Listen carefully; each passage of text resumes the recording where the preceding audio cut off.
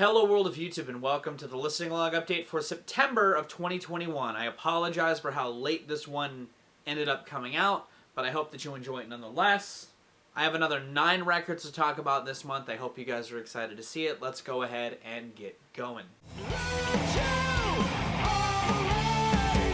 Now the first album I checked out this month, I was actually very excited to listen to, partially because I'm working on something about this band this month, if you remember, but also because this band has had a pretty good late era of their career. I'm talking about the British metal icons Iron Maiden and their new album, Senjuku. I've liked, not to spoil a video that's coming out pretty soon, but I've liked their 2010s output. You know, I thought the 1-2 punch, they had some space between them, but Book of Souls and The Final Frontier were pretty decent attempts at them further extending their songwriting capabilities and creating some great engaging music. Is it as good as their early Dickinson era? Not really, but it's still really good. It's impressive to me, you know, for as inconsistent as a band like Judas Priest has been, even though Firepower was fantastic, Iron Maiden found a way to stay consistent, and made me really excited for this new album, Senjuku. But honestly, this record did not hit for me in a way that is pretty disappointing.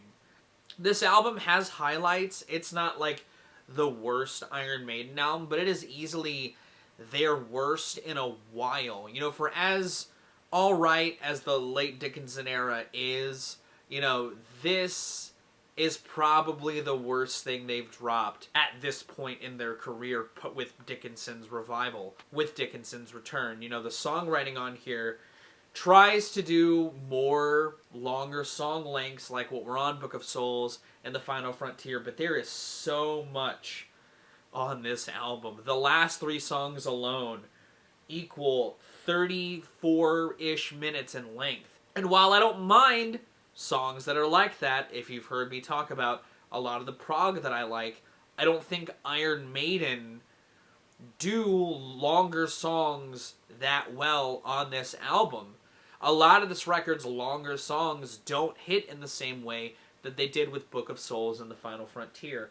I like some of them. I like The Time Machine. The Time Machine feels ripped out of early Dickinson era. It's actually a really good song to me. I also enjoy the closer Hell on Earth. I think after sitting through Death of the Celts and The Parchment, songs that have their moments, but they're not fantastic, Hell on Earth is a pretty decent closer. But I feel like tracks like The Writing on the Wall, which isn't a super long song, it still isn't all that enthralling, or Lost in a Lost World don't really do a whole lot for me. I think the leaner tracks Days of Future Past and Stratego are pretty solid. I feel like Stratego, again, has that bass groove at its core. It feels like just a throttling Maiden tune, showing that they still got some energy at this point in their age, and it's serviceable.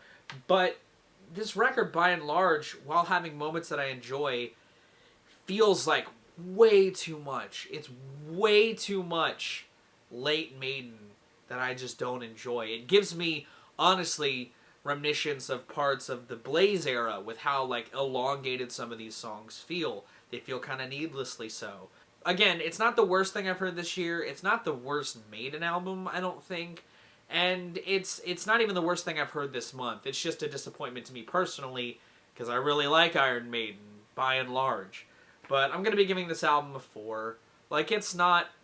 It's really not that great, and that's really upsetting to say. Case in point, the new Drake album. Certified Lover Boy isn't great. It's really not. It starts off on a really good foot. I think Champagne Poetry has him on fire in a way that works for him. The beat's nice. It sets a good stage that he just keeps trying to do again in many different ways, and it just doesn't hit, and it is so fucking dull. The first stretch of this record is just boring, and it's got some features that are honestly kind of disappointing. I thought Travis Scott and Jay-Z would have been a lot better on the songs that they're on, and I just don't think that they are. I also can't fucking stand Way Too Sexy. I don't think it's a great song. You know, In Too Deep sees Drake and Future trying to do some fun distortion stuff, but I don't think it works all that well in that song. The most of the record just doesn't hit for me. The back half has a couple of points that do spice it back up in ways that I enjoy. You know, Knife Talk sounds like something that could have been on the last Savage Mode mixtape. You know, it's a pretty decent cut. 21 does his thing. I think 7 AM on Birdie Path after that also adds that same energy that was felt on Champagne Poetry pretty decently. And I'm not gonna lie, I don't hate You Only Live Twice, nor do I hate I Miss You Too with Kid Cudi. They feel like two things that just work pretty well. You know, I think Wayne, Ross, and Drake coming together is like great 2010s nostalgia, early 2010s nostalgia. And I Miss You Too has Cudi. And I like that. I'm okay with that. And I think the track comes together relatively well.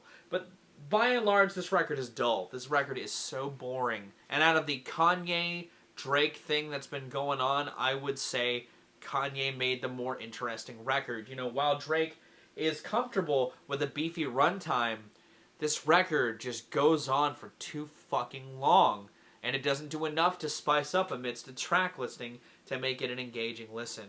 While there are highlights on here, it is very much a record that is just not great by and large. I'm giving it a 2 out of 10. It's really not a great record to me, man. I think it is an incredibly boring experience. What's the pros and the cons of this next check? As you could have expected, I lost my shit when Kendrick Lamar finally dropped a feature, and it was on the Baby Keem song Family Ties. The motherfucker pops off on that song, and he's got some wacky flows in it. And then Range Brothers came out, and he just like doubled down on that wacky flow shit, and I was like, you know what?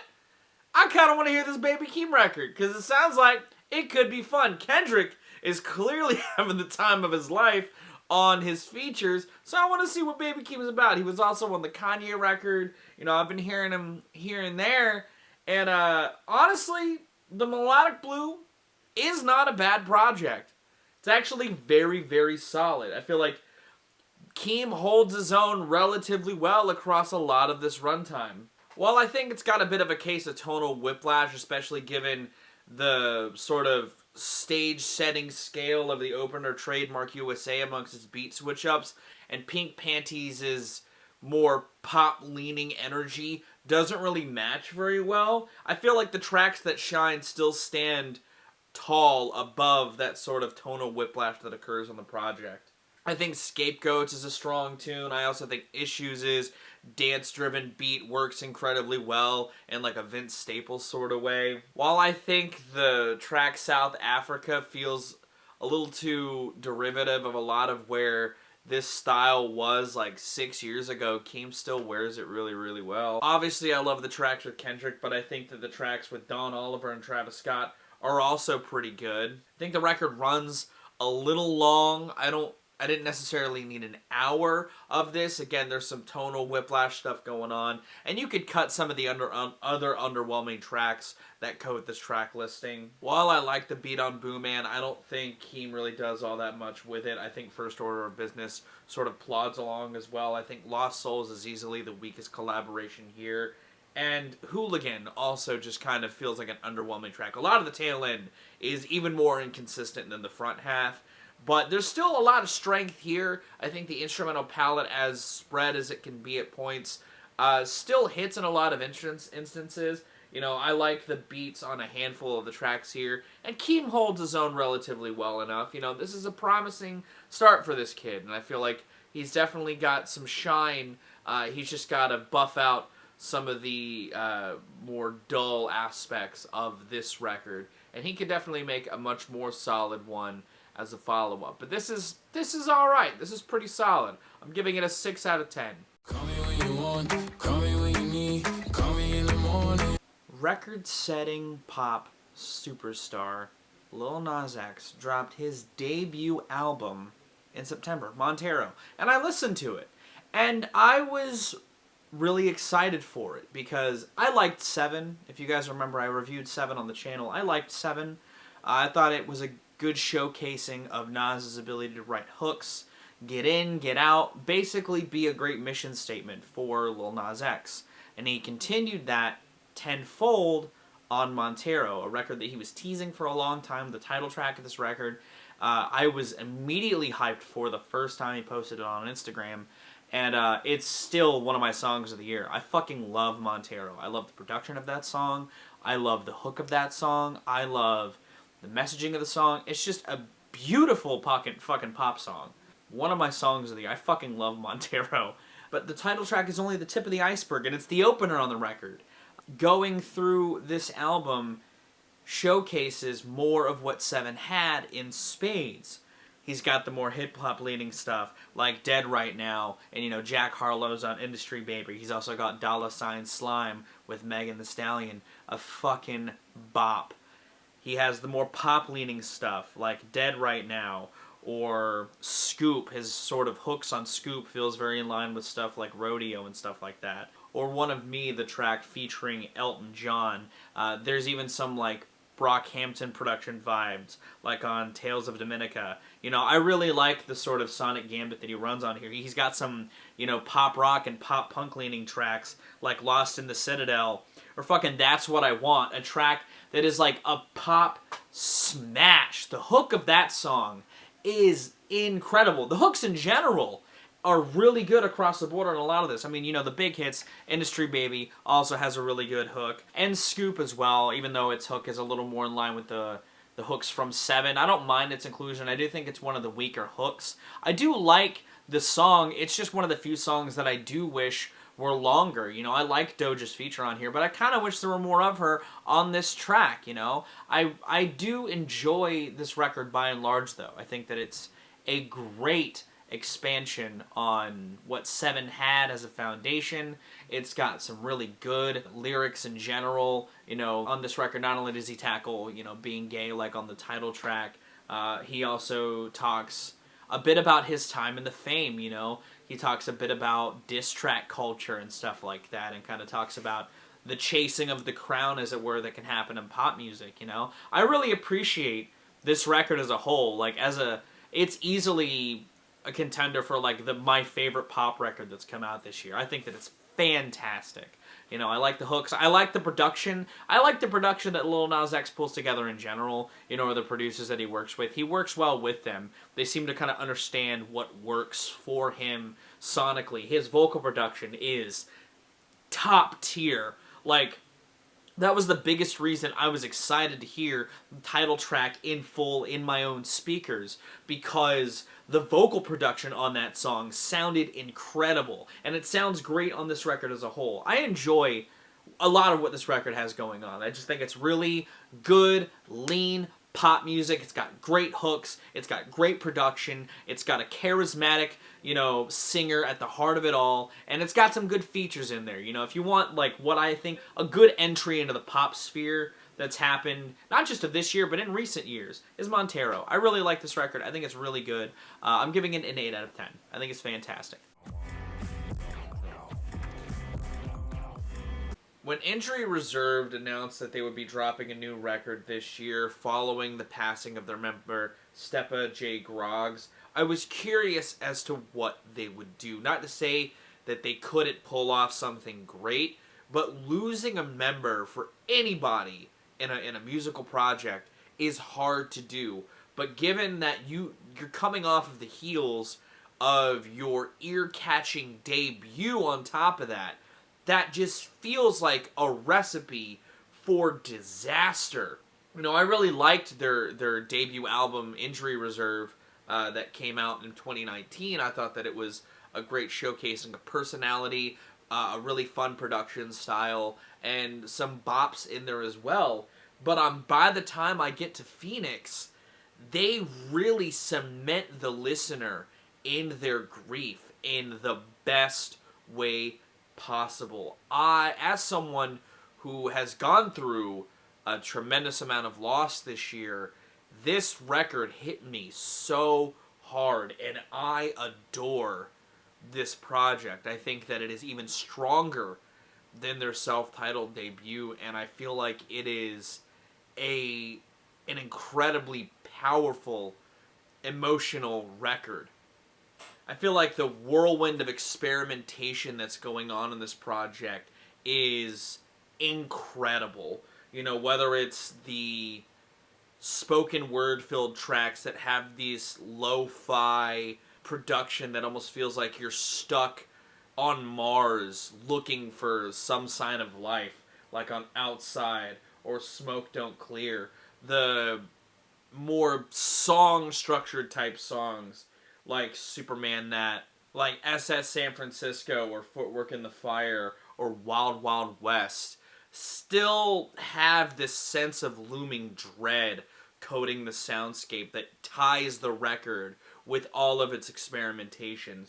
When Superman That's refrain sort of comes in, it feels really wrought from a place of pain that I respect wholeheartedly. And that's also one of the instances where they do have vocals from Stepa, and there's points like this where it feels like a little jarring and it almost puts you into an even more of a discomfort amidst all of the ideas swirling around. It's truly fantastic, like, construction.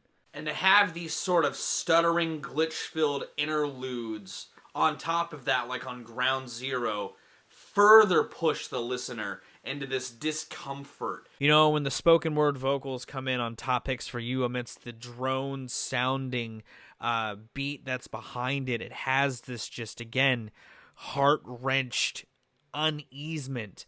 At least that's what it gave me. It's a chilling fucking presentation, man. That you can tell is just a lot of purging from the group themselves. You know, this record is insanely good. The track Knees, which is another track with Stepa vocals, honestly also just gave me Thank You for Your Service vibes from A Tribe Called Quest. Like when they used Five Dog's vocals on that project, it had that same level of care, I feel like, put into it. And I just, again, it hit me. It's a great song. I appreciate this record a lot. I think it's incredibly good. I think it's easily one of the best records I've heard this year. It got me choked up to hear the pain, the yearning, the grief, the not desperation, but just the overall tone of this record just made me felt right at home with me with how this year's been for me. I don't know, this record is really, really good, and I think it is a strong album of the year contender. I'm giving this a 10.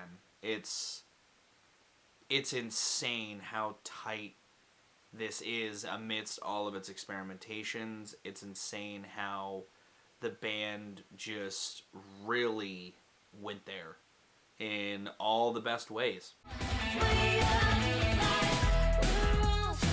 My buddy John asked me to check out the new Sleigh Bells record. He was kind of throwing it in my direction. He kind of picked my brain on the band a little bit. And I don't mind Sleigh Bells. I like them. You know, I liked their early stuff when it had come out. I liked their noisier style of pop music. You know, I thought that it was really nice and kind of fit really snugly in a pocket that I felt like needed filled in my music tastes for a while. But I hadn't checked up on them in ages. You know, I didn't even know that they dropped this. And I was still into it. I think that this is a really solid group. You know, I think Alexis still has it on the vocal front. I think that a lot of the vocal melodies on here are fantastic, like Sweet 75. The way that she melds with the synths on tracks like An Acre Lost and Locust Lace are fantastic. I love the drum and bass switch up on Justine Go Genesis, and I think that her vocals also fit really well in there. I think that the guitars, when they come in, Derek still knows how to make these heavy fucking guitars work. You know, Sweet 75 alone, that starts off like this Genesis song, and then it morphs into a Sleigh Bells tune with the guitars, and it's fucking sick. I love the way this record kicks off on that note, too, because it's got a great hook, and it really gives you just a good presentation of some of the noise that's going to be on this record before throwing you into one of the synthier-leaning tracks with an incredible synth line on An Acre Lost. You know, and Locust Laced as well has some fantastic guitar work. The chugga riffs on that song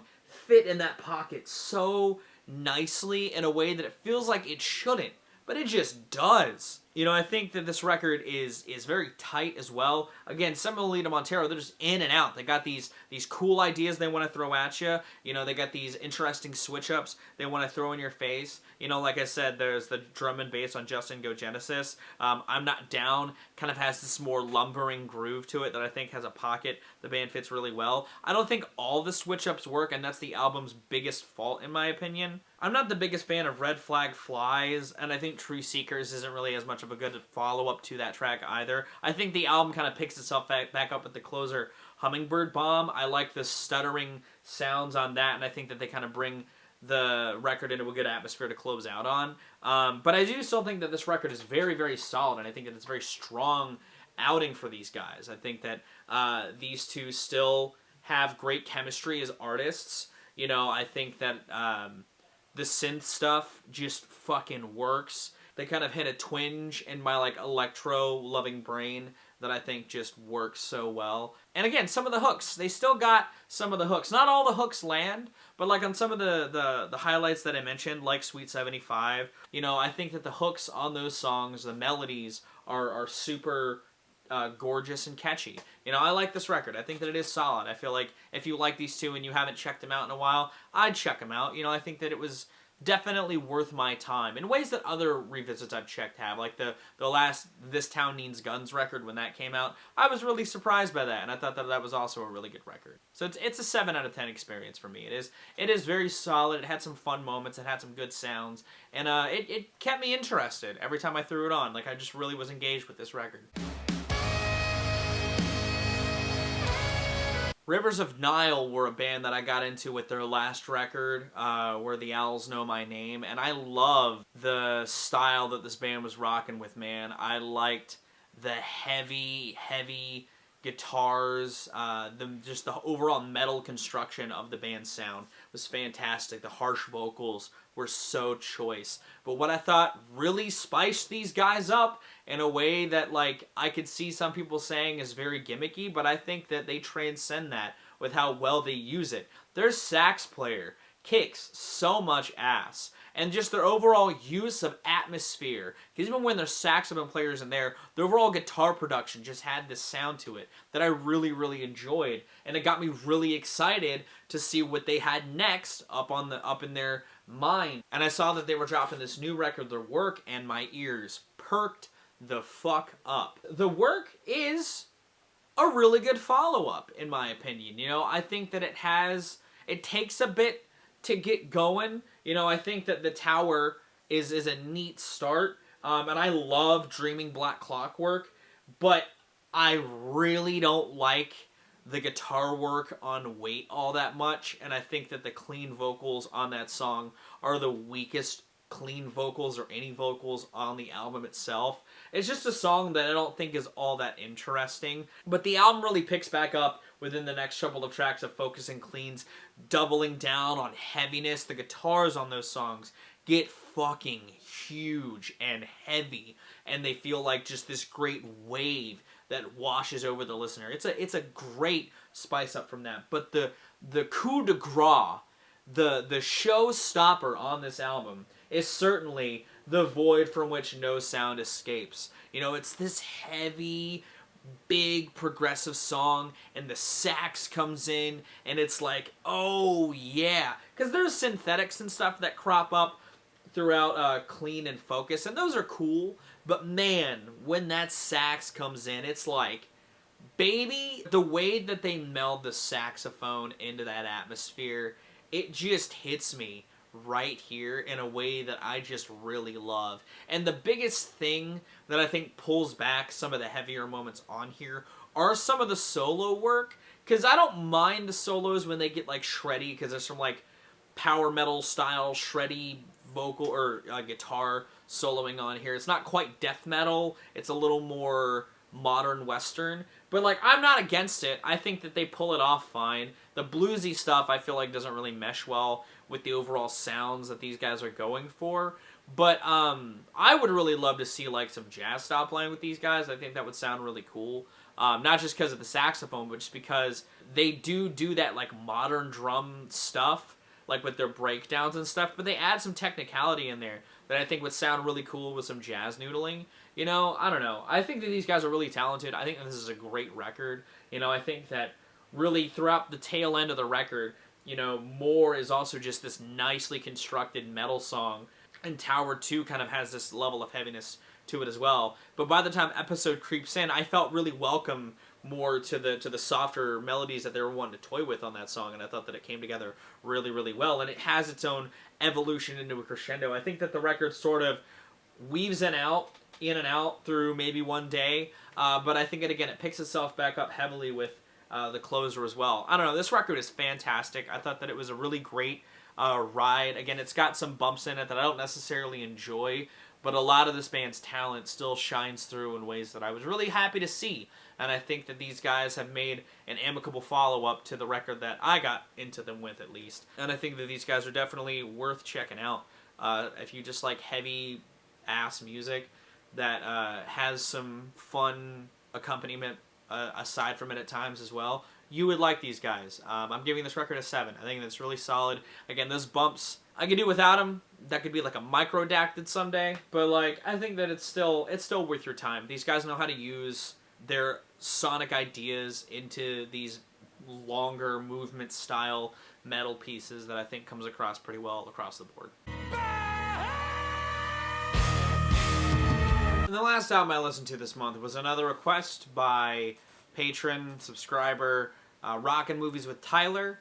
They requested the new album from this band Leprous, Aphelion, a band that I've never heard of before. I've never listened to Leprous, and you guys know, I'm down to try anything once, musically. And one of the things I wasn't expecting with this release, not necessarily was the style, because this is definitely kind of in the vein that stuff that like Tyler recommends from time to time, but it was more how engaged with some of the elements that could have easily been tacky were on this record. I'm talking like the string arrangements and some of the more falsetto style vocals, because you guys know I love bombast. You know, I love bands like Everything Everything and Muse. You know, I'm all about the theater. I like Coheed and Cambria, but I don't necessarily always love stuff that aims for that lane. You know, I think sometimes with music doesn't hit with me. Bands like Jukebox the Ghost that I got into through the listening log,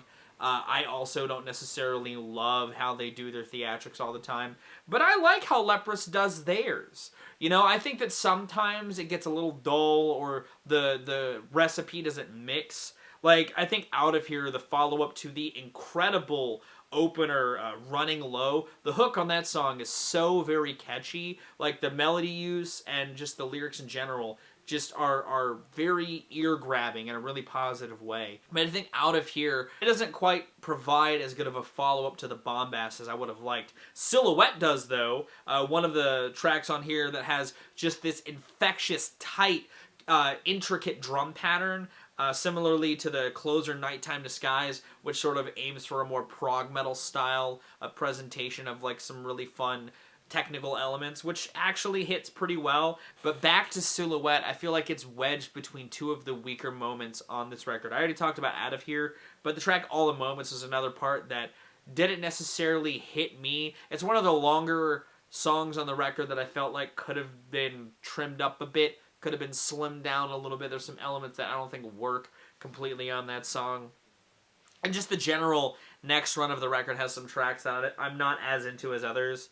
Like, for as much as I love the strings on Have You Ever and the Shadow Side, I think that they dance really well in the soundscape. I feel like the Silent Revelations attempt at, like, a modern prog song don't quite land. I feel like it's not like an awful song, but it feels, again, a little mishmash at this point in the record. It's kind of a dodgy part in the experience, especially when juxtaposed against those two songs with some great arrangements. Like, this record is really fun. I dig a lot of the musicality here, but it just didn't completely hit as a whole. But I still enjoyed it. I still had a lot of fun with it. I thought that it was buoyant and grand in a lot of ways that were really fun to listen to. You know, I had a couple other people that, after I published the list of what I was covering, they were curious about my thoughts on this record. And Well, there they are, and I hope that you appreciated them. And if I were to give this album a score, because while editing this I realized I didn't give it a score, I'd give it a 6. For all the elements I liked, it was a little mishmashed, and I could have done without some of the more dull moments in the experience. But these guys, they write some fun, catchy songs, not necessarily fun lyrically, but fun in a sense, pop songs with some nice quirky arrangements that work really well in a similar way to like Rivers of Nile. The songwriting or the song styling just doesn't always hit quite as consistently. But with that, we are at the end of the listening log update. Did you like the records that I talked about? Have you listened to them? What are your thoughts on the records that I talked about today? Be sure to leave them in the comments. If you liked this review, be sure to give it a like. If you want to see more of my music, gaming, and general notary content, be sure to subscribe. Special thanks to my patrons. If you want to join the ranks to get early access to content, exclusive content, or to help drive the community, it's linked in the description. I'm going to get out of here, though. Thank you again so very much for watching. I have been Viral Rack. You guys have good days, lives, and situations, and I'll see you another day.